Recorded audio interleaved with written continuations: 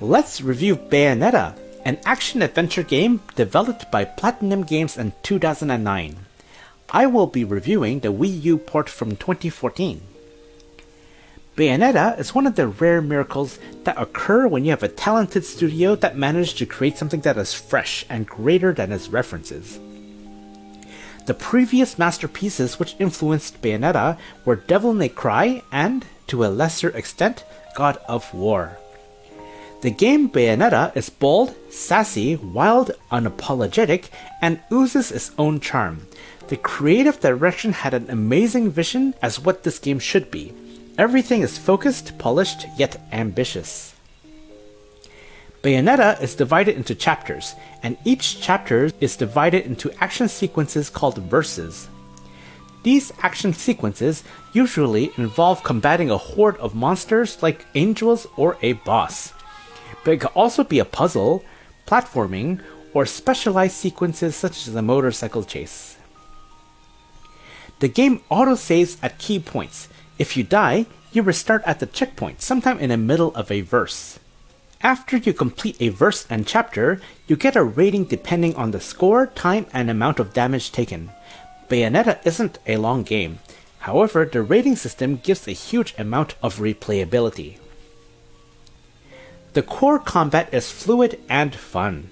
There are 3 attack buttons.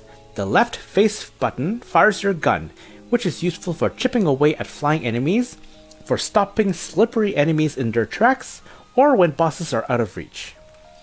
The top face button is the weapon attack, and the right face button is for kicks.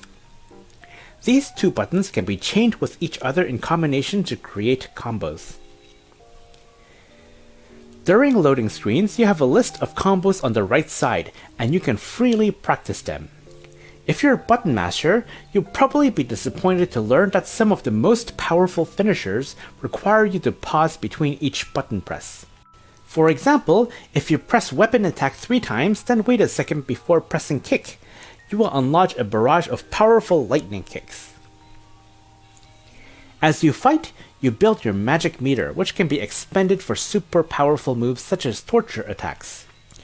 Torture attacks will instantly kill the enemy right next to you in a flashy cutscene, and you are completely invulnerable the entire time. This is great for taking out troublesome monsters or catching a breather. The dodge is mapped to the right trigger button. If you time a dodge perfectly, you activate Witch Time, which the entire screen has a purple glow and time slows down, and you can move at full speed. This allows you to dish out combos freely, and some enemies can only be launched during Witch Time. Some puzzles require you to use Witch Time to solve them. The game has a fair amount of platforming. On top of your double jump, you also have the ability to walk up walls and on the ceiling during a full moon. This makes some pretty trippy gravity-defying platforming. The story cutscenes are great, and it doesn't try to bore you with too much trivia. Instead, much of the lore is hidden behind dozens of books that are scattered around the world. Not only is reading them rewarding, but it offers an incentive to explore levels. Some of the cutscenes are displayed as a storyboarding style with still frames. There is plenty of wit and humor in both the dialogue cutscenes and combat. The enemy design is spectacular, and it seems like a mix between grotesque, heavenly, and robotic. I love the intro sequences of each monster, where the image transitions into a drawing on a religious book, sort of like a documentary. A lot of bosses have quick time events that trigger spectacular cutscenes and gruesome finishers. The game isn't as violent as God of War, but it can get pretty brutal. This game is age-rated M for mature for a reason. The Wii U version offers an optional way to play Bayonetta, which is with the stylus. The main screen is mirrored onto your gamepad screen, and you can tap to move, hold your stylus on the enemy you want to attack, and swipe to dodge.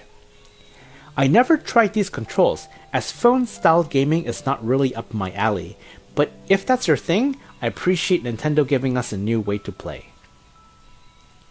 Everything about this game is solid, including the music, graphics, special effects, and voice acting. I do have a few complaints, but they are minor. The Wii U is theoretically technically superior to the Xbox 360 with 4 times more RAM, but I assume that all the extra processing power went into the touch controls instead of improving the frame rate. As a result, some parts of the game can feel a little bit choppy, such as the boss fight on Chapter 14. There are a few occasions where I had absolutely no idea what was going on due to the screen being so cluttered or the camera being in the wrong spot. Running up walls can be cool, but can also be disorienting because you can't tell up from down.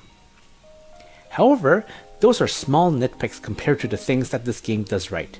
Dadozy Games gives Bayonetta a 9 out of 10, which is the highest score I have ever rewarded on this channel so far. This is even crazier considering that I don't even like action games. Sadly, the sequels are only available on the notoriously underpowered Nintendo consoles, but we will save them for another review. Thanks for watching and happy gaming!